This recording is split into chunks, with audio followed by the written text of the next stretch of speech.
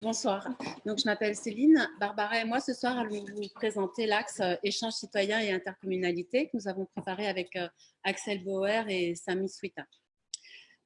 Tout d'abord, ce que nous souhaitons vous entendre et vous interpeller sur les décisions majeures qui vous concernent.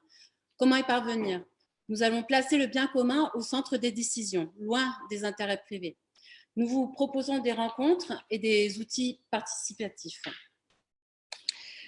Mais tout d'abord, nous allons vous expliquer le fonctionnement de la démocratie participative telle que nous l'entendons. Nous nous sommes inspirés du modèle de Saillant, une commune de la Drôme, qui a mis en place la démocratie participative il y a quelques années déjà. Nous organiserons des commissions municipales ouvertes à tous, suivant les 6 axes que vous avez identifiés lors de nos réunions publiques et que nous allons vous présenter ce soir.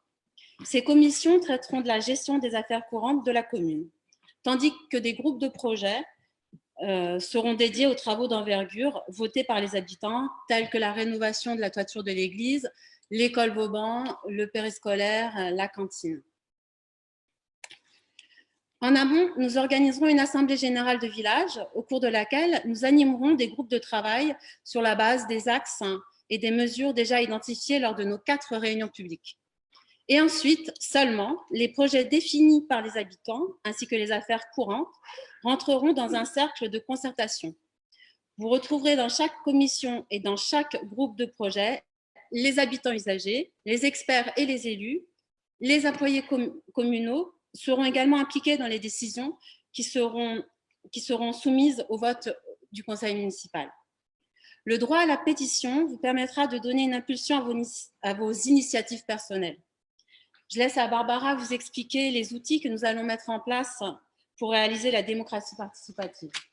Merci Céline. Bonsoir à tous et toutes qui nous écoutez sur Facebook et merci de votre compréhension. Je vais revenir sur le slide d'avant. Vous l'avez compris, notre intention est de remettre le citoyen de Village Neuf que vous êtes, la citoyenne que vous êtes, au cœur du processus démocratique. Pour ce faire, je ne vais pas revenir sur la longue explication de Céline, mais nécessaire. Vous avez compris que la démocratie participative est un processus qui est tout à fait systématique, organisé, ordonné et tout à fait efficace et performant. Ce qui nous tient à cœur, c'est de replacer le citoyen au cœur de la démocratie. Pour cela, nous allons vous proposer dès notre élection, on va un petit peu attendre que le coronavirus disparaisse, et dès que ce sera possible, nous vous proposerons une journée porte ouverte en mairie. Nous vous invitons à réinvestir la mairie. C'est le lieu de tous et de toutes et nous devons nous y retrouver avec plaisir. Vous aurez à ce moment-là l'occasion de vous inscrire dans les commissions municipales qui seront donc ouvertes aux citoyens experts.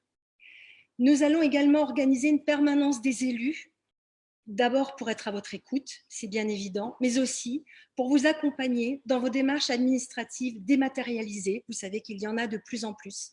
Nous allons aussi vous aider à utiliser l'application participative qui sera essentielle dans notre dialogue. La permanence des élus, l'accompagnement, l'utilisation, etc. nous tiennent à cœur. Nous avons dans notre groupe un énorme savoir-faire en numérique et nous aurons le grand plaisir de vous le mettre à disposition.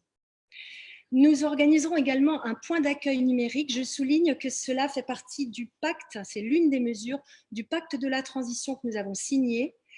C'est la mesure 25 très précisément. Le point d'accueil numérique prévoit qu'il y aura à disposition de tous et de toutes un ordinateur, une imprimante et un scanner, ainsi qu'une personne spécialement formée pour vous aider à les utiliser. Nous organiserons aussi avec vous, en votre compagnie, avec votre accord et votre envie, bien sûr, des ateliers citoyens à la formation numérique. L'objectif, c'est de ne laisser personne au bord de la route. Alors, l'application participative, parlons-en. Elle sera disponible sur tous les supports numériques, bien entendu, que ce soit un ordi, que ce soit un ordinateur, que ce soit une tablette ou un smartphone, dans toutes les plateformes possibles. Pourquoi? Parce que ça va être un élément très important de notre dialogue. Vous pourrez proposer vos idées, alors un petit peu comme Céline qui proposait